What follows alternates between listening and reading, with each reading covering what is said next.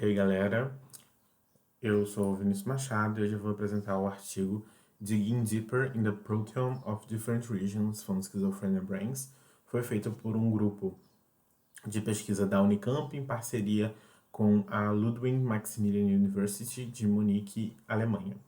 Esse artigo foi publicado no Journal of Proteomics da revista Elsevier. Então, o artigo começa falando que pacientes com esquizofrenia possuem algumas desregulações comparadas com pacientes que não possuem essa doença no cérebro. E ele dá um foco principalmente no cerebelo, que ele chama de CR, nos núcleos caudados, que ele chama de CAU, e no córtex cingulado posterior, que ele chama de PCC, porque essas são as regiões que ele vai trabalhar, tá bom? E aí ele vai fazer o proteoma, e como um dos resultados desse proteoma, ele tem esse diagrama de Venn aqui, que ele mostra as proteínas que são diferentemente reguladas. Como vocês podem ver, não há nenhuma proteína que é diferentemente regulada que é compartilhada por essas três regiões, porém há compartilhada por duas dessas regiões.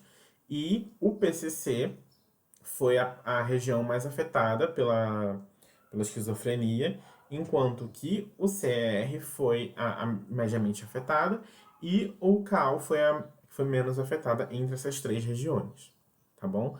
Em azul aqui a gente tem o cerebelo, em amarelo a gente tem o córtex cingulado posterior e em vermelhinho aqui a gente tem os núcleos caudados, tá bom?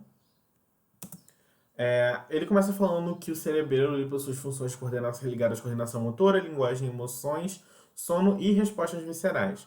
Porém, na análise do proteoma, foi visto que pessoas com esquizofrenia possuem proteínas relacionadas à junção celular e ao citoscleto diferentemente expressas. E a análise de network mostrou outras disfunções, como, por exemplo, em organização celular, relacionado principalmente à movimentação dessas células, a proteossoma e as caspases.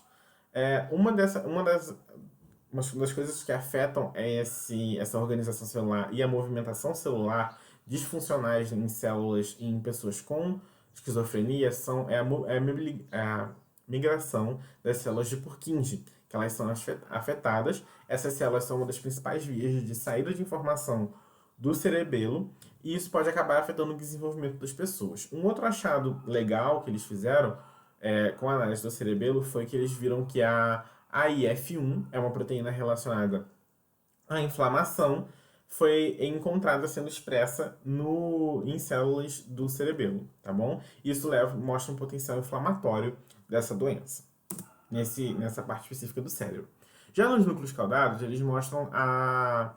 eles têm funções relacionadas ao processo de aprendizagem e recompensa. A análise do proteoma mostrou uma desregulação no transporte de vesículas e no ciclo sináptico das vesículas.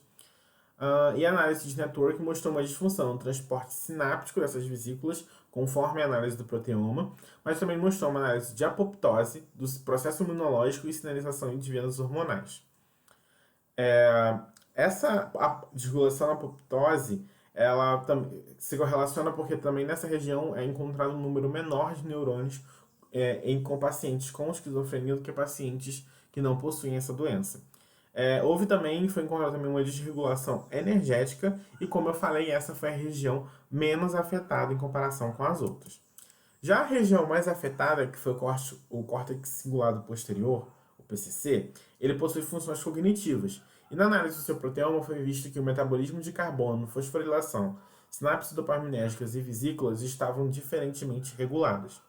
E na análise de networking, que são na análise de vias, né, teve uma disfunção no transporte de proteínas, vesículas e moléculas, teve uma disfunção também nas mitocôndrias, na neuritogênese, que seria a diferenciação dos neurônios, no metabolismo energético e vias de sinalização de processo imunológico. Como eu falei, ela foi a região mais afetada.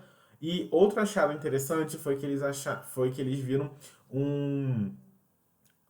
uma concentração menor de SOD em pacientes com esquizofrenia do que em pacientes normais. Isso é uma coisa que já é mostrada na literatura, E esse nível de SOD, um nível menor de SOD, é inversamente ligado a sintomas da esquizofrenia. Ou seja, se você tem um nível baixo de SOD, é provável que esses pacientes possuam é, maiores sintomas da esquizofrenia, tá bom? Na discussão ele começa falando que áreas com funções diferentes mostraram desregulações diferentes, por isso que a gente não tem nenhuma proteína que é igualmente equalitariamente distribuída entre as três, que seja disfuncionalmente regulada. O sistema imunológico e as vias de sinalização disfuncionais entre todas as regiões do cérebro. Pacientes com esquizofrenia eles apresentaram uma compartimentalização cerebral das disfunções de proteína. Um exemplo disso foi os oligodendrócitos, que apresentaram essa disfunção, e isso acaba atrapalhando na mielinização e na manutenção energética dos axônios, que é uma das funções dessas células. E uma das limitações foi que os pacientes que possuíam esquizofrenia antemortem, eles consumiam antipsicóticos, que faz parte da profilaxia relacionada a essa doença, perdão. Como conclusão, ele conclui que as disfunções do cérebro disfunções dos processos sinápticos no CAL, teve disfunções de transporte no CR e no metabolismo energético no PCC.